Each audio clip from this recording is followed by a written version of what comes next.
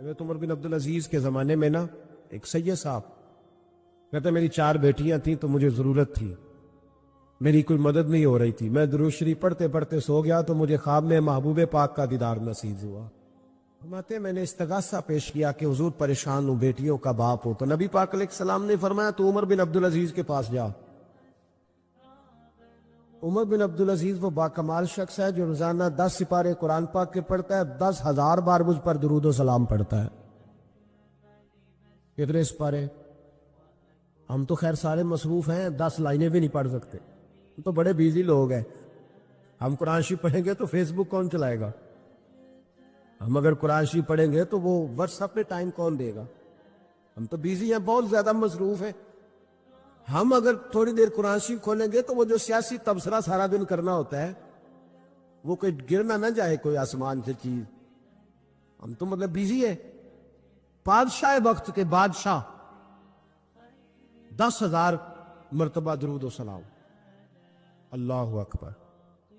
بس بندہ ارادہ کر لے تو اللہ اسے موقع بھی عطا فرمائی دیتا ہے، اللہ اس کی مدد کرتا ہے۔ 10,000 بار پڑھتے تھے تو نبی پاک علیہ السلام نے کیا خوبصورت بات ارشاد فرمائی۔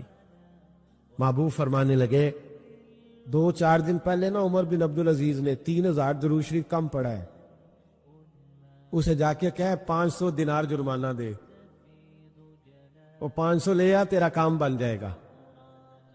جناب عمر بن عبدالعزیز کے پاس وہ سید صاحب آئے، کہتے میں سمجھا کسی درویش کا نام بتایا ہے، میں سمجھا کسی خانقاہ کے سجادے کی بات ہے، کسی مسجد کے خطیب کی، کسی ادارے کے محتمم کی بات۔ لیکن جب میں ان کے علاقے میں آیا میں نے پوچھا عمر بن عبدالعزیز کون ہے، تو لوگوں نے کہا وہ تو ہمارے حکمران ہیں۔ میں نے کہا بادشاہ؟ وہ لے چلو۔ جب میں گیا تو بڑا عالی شان جبہ، سر پر تاج، دائیں بائیں دربار میں لوگ۔ پھر میرے دل میں خیال آیا میں غلط آدمی کے پاس تو نہیں آ گیا، یہ کون شخص ہے؟ لیکن جب میں لوگوں سے پوچھا کہ یہ عمر بن عبدالعزیز ہی ہے، کہا وہی ہے۔ کہتے میں ان کے قریب گیا، دیکھو راز کھل رہے۔ کہتے میں کان میں جا کے کہا 10,000 درود شریف پڑھتے ہو؟ کہتے انہیں شاک لگا، جھٹکا، یوں دیکھا، تجھے کس نے بتایا؟ میں نے کہا کوئی ہفتہ سوا پہلے 3,000 کم بھی پڑھا ہے۔ کہتے ہیں وہ تو ٹھٹھرنے لگے، فٹافٹ میرا بازو تھاما، کھولنے میں لے گئے، کہنے لگے کہ تو میری بیوی کو بھی نہیں پتا کہ میں پڑھتا ہوں، یہ تو میرے خاص خادم کو بھی نہیں پتا، یہ تو میرا اور خدا کا، میرا اور مصطفیٰ کا راز ہے، اللہ رسول سے میرا راز ہے، تجھے کیسے پتا چلا؟ کہتے ہیں وہ سید صاحب کہتے ہیں میں نے ان سے کہا کہ جن کے ساتھ آپ کا راز ہے مجھے انہوں نے ہی بتایا ہے، رازدار میں ہی بتایا ہے، اور محبوب نے فرمایا میں سید ہوں، مجھے گھر میں ضرورت تھی، صدقہ زکوٰۃ لے نہیں سکتا، مجھے حضور نے کہا جا اسے کہا تجھے 500 دینار دے۔ اگرچہ اتنی ساری نعمتوں میں یہ ایک نعمت ہے، لیکن آپ آنکھ نہیں ہے تو آپ کو تو اپنوں کا احساس بھی نہیں، آپ تو اپنوں کے چہرے بھی دیکھ نہیں پائے۔ کوئی بھی نعمت جو آپ کے پاس ہے آپ کبھی محسوس کریں کہ اگر اس نعمت کا وجود ہمارے پاس نہ ہوتا تو ہماری کیفیت کیا ہوتی۔ یہ سانس ہے، ہم 2 دفعہ سانس کا استعمال کرتے، ایک دفعہ اندر جاتی ہے اور ایک دفعہ باہر آتی، اگر اندر نہ جائے تو بھی مسئلہ ہے، چلی گئی ہے لوٹ کر باہر نہ آئے تو بھی بہت بڑی مشکل ہے۔ تو اس کا اندر اور باہر جانا یہ زندگی کا احساس ہے۔ اگر کبھی سانس اکھڑنے لگے اور آپ کے سینے میں آپ کی سانس اٹکنے لگے تو ایک بہت بڑی تشویش ہے، ایک بہت بڑی آکسیجن ہے، پوری طرح سے انسان کو قید کر دیا جاتا ہے، اور وہ کہتا ہے کہ میرا تو سارا وجود سلامت ہے، ہاتھ کام کر رہے ہیں، پیر کام کر رہے ہیں، آنکھیں کام کر رہی ہیں، زبان کام کر رہی ہے، سب کچھ ٹھیک ہے، صرف سانس اکھڑ گئی ہے۔ تو انسان محسوس کرتا ہے کہ یہ ساری چیزیں سلامت ہونے کے باوجود میرے کسی کام کی نہیں۔ آپ کے پاس جتنی بھی نعمتیں ہیں ان کو اگر آپ شمار کریں تو کبھی آپ کہیں گے کہ ساری نعمتوں میں آنکھ زیادہ ضروری ہے، کبھی کہیں گے کان زیادہ ضروری ہے، کبھی کہیں گے زبان زیادہ ضروری ہے، کبھی کہیں گے دل زیادہ ضروری ہے، کبھی کہیں گے روح زیادہ ضروری ہے۔ لیکن میں آپ سے عرض کروں، ان ساری چیزوں کے بغیر گزارا ہو سکتا ہے، رسول کائنات کی غلامی کے بغیر گزارا نہیں ہوگا۔ کیوں؟ اس لیے کہ اگر حضور کی شفقت نہ ہو، نبی پاک علیہ السلام کی رحمت نہ ہو۔ وہ ابن القیم نے ایک جگہ پہ کہا تھا کہ یہ حضور نے ہمیں انسان بنایا ہے، یہ نبی پاک علیہ السلام نے انسانیت کے اسباق پڑھائے ہیں، اخلاقی رویے کیا ہوتے ہیں حضور نے بتلائے ہیں۔ اگر حضور کا کرم نہ ہوتا تو انسان ایک دوسرے کو کاٹ کے کھاتا۔ یہ حضور نے بتلایا ہے کہ تم نے کس طرح زندگی کو گزارنا ہے۔ محبوب کریم علیہ السلام کا وجود نور ایک ایسی چیز ہے کہ اگر وہ کائنات سے معاذ اللہ سائیڈ پہ کر دیا جائے تو اس کائنات کا قائم رہنا کسی صورت بھی ممکن ہے ہی نہیں۔ اسی لیے تو اقبال نے کہا تھا کہ ہو نہ یہ پھول تو بلبل کا ترنم بھی نہ ہو، چمن دہر میں کلیوں کا تبسم بھی نہ ہو نہ یہ ساقی تو پھر میں بھی نہ ہو، خم بھی نہ ہو، اور بزم توحید بھی دنیا میں نہ ہو، تم بھی نہ ہو۔ وہ بڑی بات کہہ گئے ہیں، میں نے بھی اس کو کوئی نہیں کھولنا۔ کہتے ہیں بزم توحید بھی دنیا میں نہ ہو، تم بھی نہ ہو، خیمہ افلاق کا استادہ اسی نام سے ہے، اور نبض ہستی تپش آمادہ اسی نام سے ہے۔ تو اقبال پھر ہمیں کرنا کیا ہے؟ کہنے لگے کرنا آپ کو یہ ہے کہ قوت عشق سے ہر پست کو بالا کر دے اور دہر میں اسم محمد سے اجالا کر دے۔ یہ کرنے کا کام ہے، اس رستے پہ آپ چل پڑیں۔ میرے بھائی، پہلی امتوں کے آپ تذکرے پڑھ لیں، کتابوں میں موجود ہیں۔ سورہ آراف کو دیکھ لیں، اس میں بہت ساری چیزوں کا تذکرہ کر دیا گیا ہے، اور بھی قرآن مجید کی بے شمار صورتیں ہیں، آپ ان کو دیکھ لیں، اس پر غور کر لیں۔ جب قومیں نہیں مانتی تھی، انکار کرتی تھی، تو اللہ تبارک و تعالیٰ انہیں تباہ کر دیتا تھا۔ بات نہیں مانی، ختم ہو گئی۔ ایک مقصد ہے نا جس کے لیے کسی چیز کو بنایا گیا ہے، تو مقصد تخلیق انسانیت کیا ہے کہ وَمَا خَلَقْتُ الْجِنَّ وَالْإِنسَ إِلَّا لِيَعْبُدُونَ، جنوں اور انسانوں کو اللہ نے اپنی عبادت کے لیے پیدا کیا، اور ان کو جب عبادت کی دعوت دی گئی، جب انہیں پیغام دیا گیا اللہ تعالیٰ کی توحید کا، انہوں نے نہیں مانا، تو جس مقصد کے لیے بنایا تھا جب اس طرف ہی نہیں آئے۔ یہ پنکھا لگایا جاتا نا ہوا کے لیے، تو اگر پنکھا ہوا نہ دے تو اس کا کوئی چھت پہ کام ہے؟ اس کو اتار کے تو آپ سکریب والے کے پاس بھیج دیں گے، بھی ختم ہو گئی بات۔ تو مقصد جو تھا نا اللہ کی عبادت تھی، تو جب قومیں اللہ کی عبادت کی طرف نہیں آئی تو اللہ نے انہیں تباہ کر دیا اور صفحہ ہستی سے مٹا دیا۔ اللہ تعالیٰ کے پیارے محبوب علیہ السلام نے کفار مکہ کو، قریش کو، عالم عرب کو، عالم انسانیت کو دعوت دی، وَدَاعِيًا إِلَى اللَّهِ بِإِذْنِهِ وَسِرَاجًا مُنِيرًا۔ اس منصب پر فائز ہو کر حضور نے دعوت دی۔ جب انہوں نے دعوت کا انکار کیا، حضور نے انہیں عذاب سے ڈرایا، اللہ کے عذاب سے، چونکہ حضور نذیر ہے۔ انہوں نے یہ کہا کہ اگر آپ کہتے ہیں نا کہ ہم پر عذاب آئے گا تو پھر آپ وہ عذاب لے آئیں، ہم پہ آئے۔ جب کوئی آدمی منہ سے تباہی مانگے، جب کوئی شخص اپنے منہ سے یہ کہے کہ کر لیں جو ہوتا ہے معاذ اللہ، تو اگر تو سامنے والا کمزور ہو تو شاید وہ کچھ نہ کر سکے، لیکن یاد رکھنا کئی دفعہ کمزور ہوتا ہے تو کچھ نہیں کرتا، تو کئی دفعہ مہربان بڑا ہوتا ہے، رحمان اور رحیم کئی دفعہ کرم نوازی کرتا ہے۔ جب انہوں نے کہا نا کہ لائیں وہ عذاب ہے محبوب جس کا آپ وعدہ کرتے ہیں، تو اللہ نے کیا فرمایا؟ فرمایا وَمَا كَانَ اللَّهُ لِيُعَذِّبَهُمْ وَأَنْتَ فِيهِمْ۔ محبوب رب کی یہ شان ہی نہیں کہ انہیں عذاب دے، کیوں؟ اس لیے کہ آپ ان کے درمیان موجود ہیں۔ اے محبوب علیہ الصلوۃ والسلام، اللہ کی یہ شان نہیں کہ انہیں عذاب دے اس حال میں کہ آپ ان کے درمیان موجود ہیں۔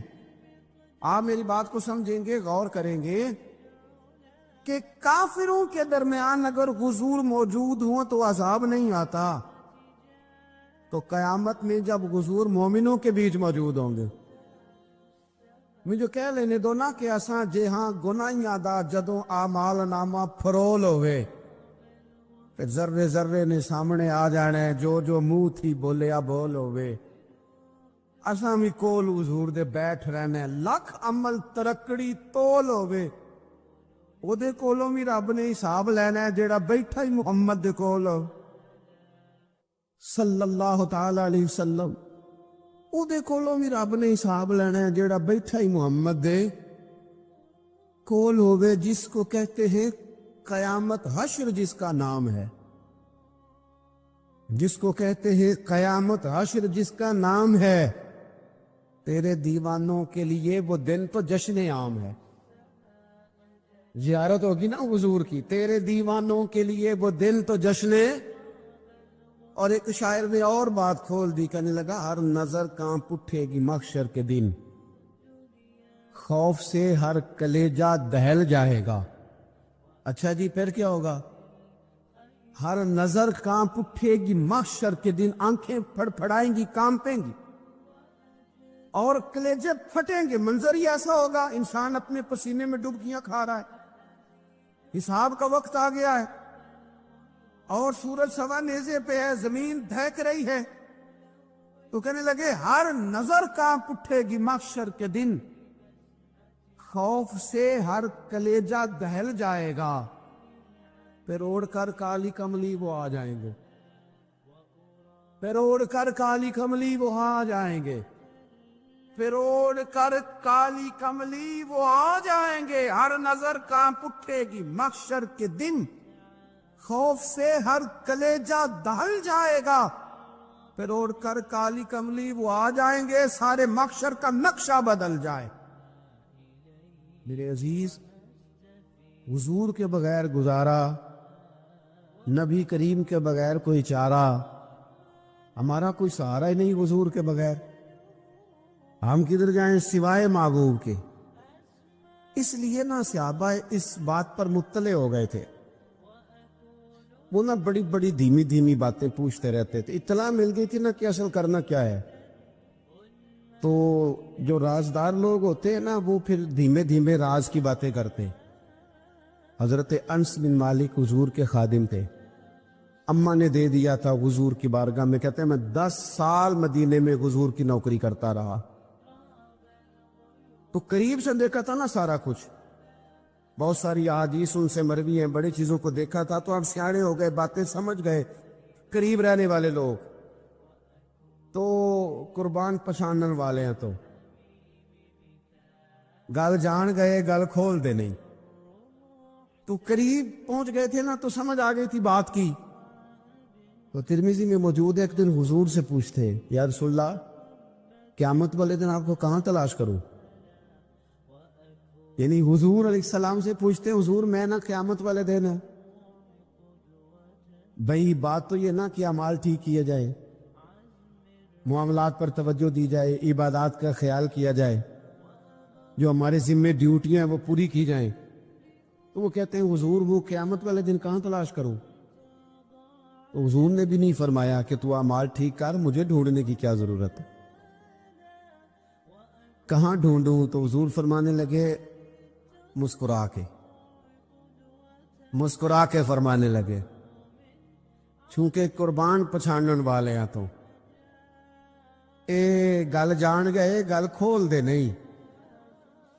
حضور علیہ السلام سے کہا یا رسول اللہ میں نہ قیامت والے دن کہاں تلاش کروں؟ تو حضور فرمانے لگے حوض کوثر پہ۔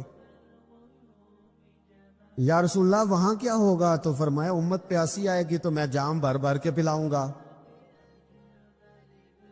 میں جام بھر بھر کے پلاؤں گا، ایسا کی تیری خیر تیرے میں کدے کی خیر، ایسی پلا کہ جس کا نشہ عمر بھر رہے۔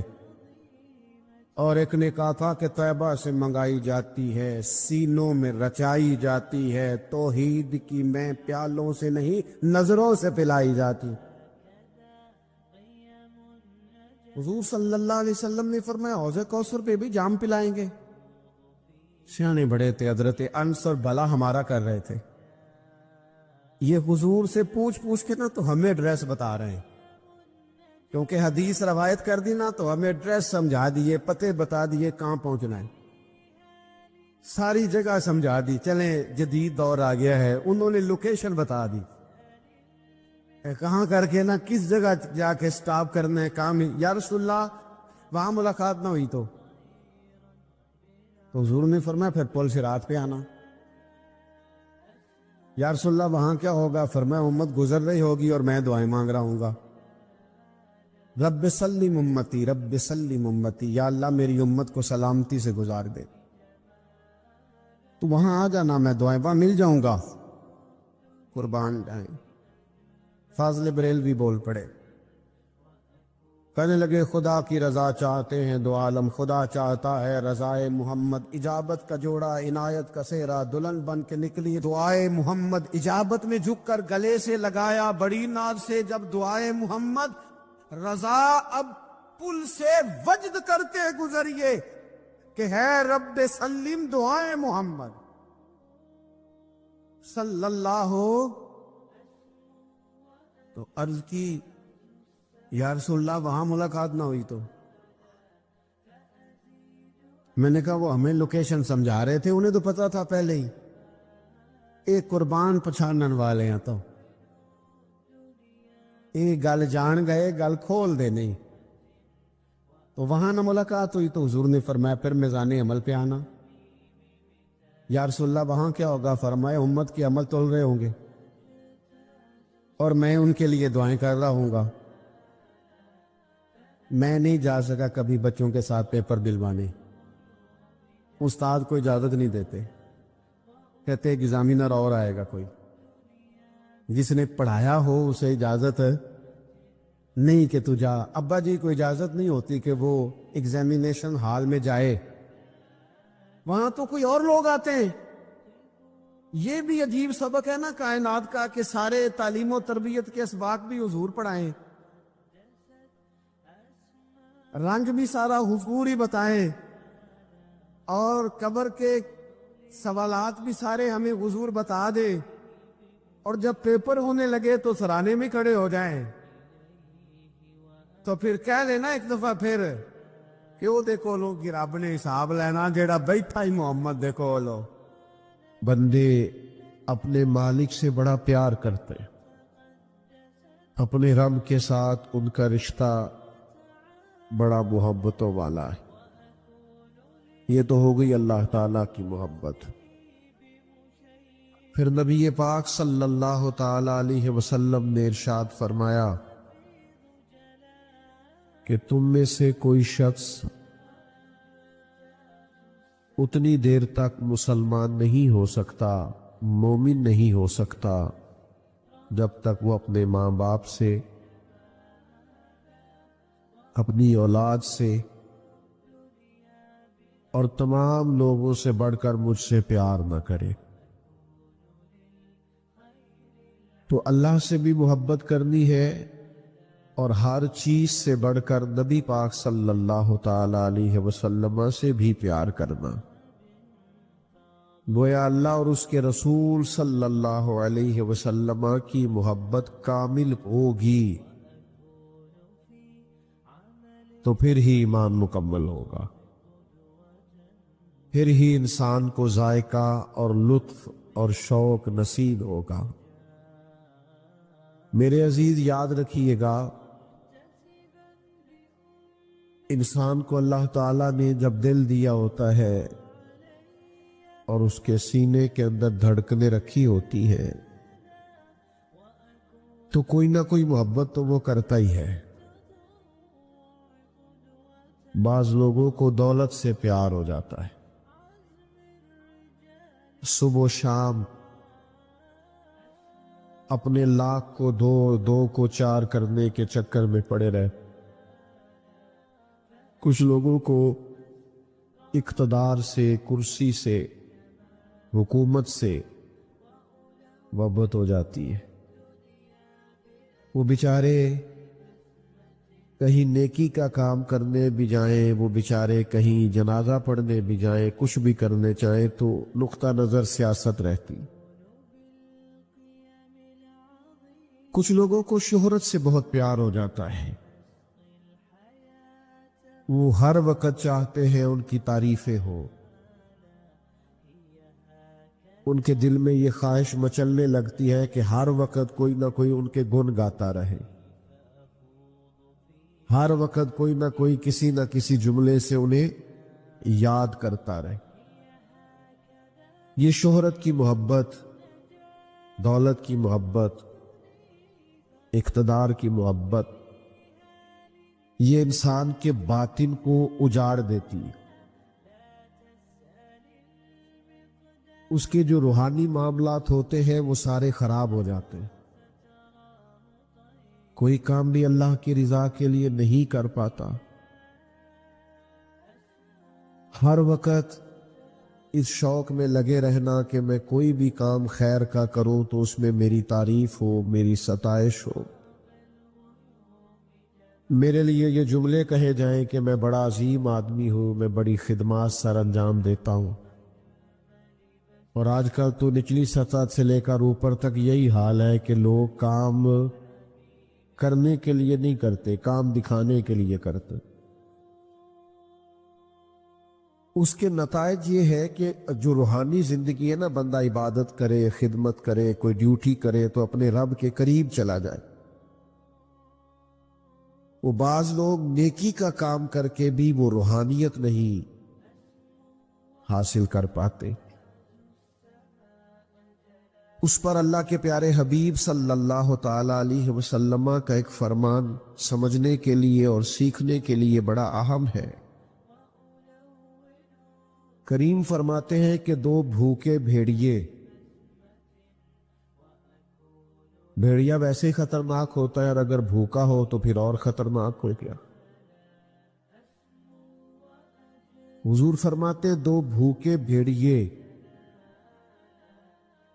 بکریوں کے ریوڑ میں چھوڑ دیے جائیں تو وہ اتنا نقصان نہیں کرتے جتنی دولت اور شہرت کی محبت انسان کے باطن کا نقصان کرتی۔